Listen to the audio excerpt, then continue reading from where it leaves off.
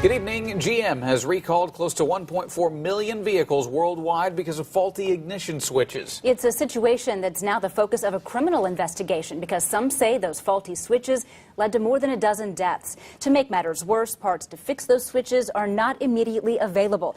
GM is having dealerships offer free loaner vehicles or $500 toward a new GM product. The only problem is not all of the dealerships are up to speed on how they should be helping those affected by the recall. News Channel 15's Megan Royst joins us now from West State Boulevard with more. Megan?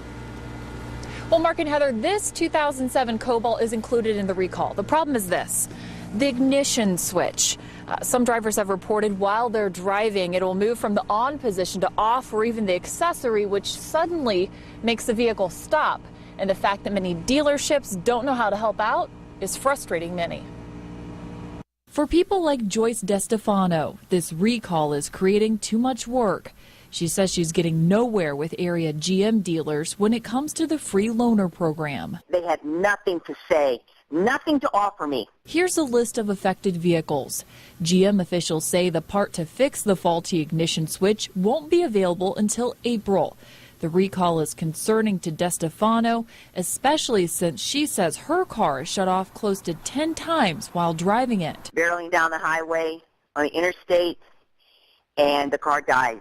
An issue she says she reported to GM and the National Highway Traffic Safety Administration 2 years ago. They claimed no knowledge of any problem. GM corporate officials told me over the phone today that they sent an official letter with instructions back on March 4th to all GM dealers.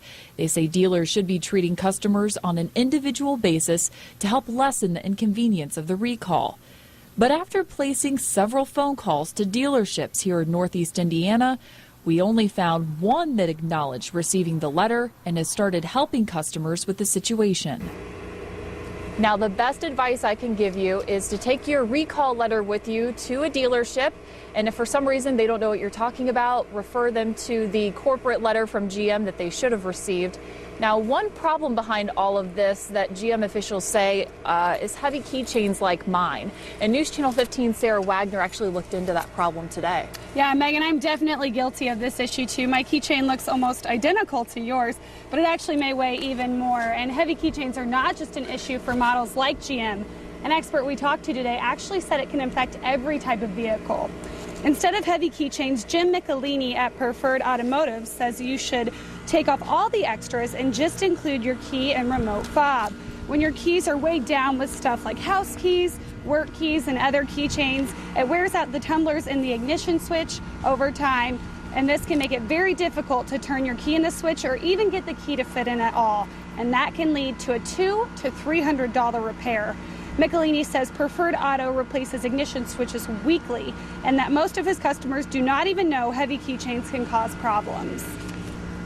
There's not enough awareness. We've only seen it because I've done this for close to 30 years.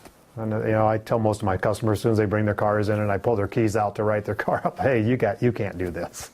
It's way too much weight. The good news is you can avoid the expense with a simple fix. Quick release keychains will allow you to keep all your additional items and then easily remove them while you're driving. You can find them at most retail stores and local dealerships.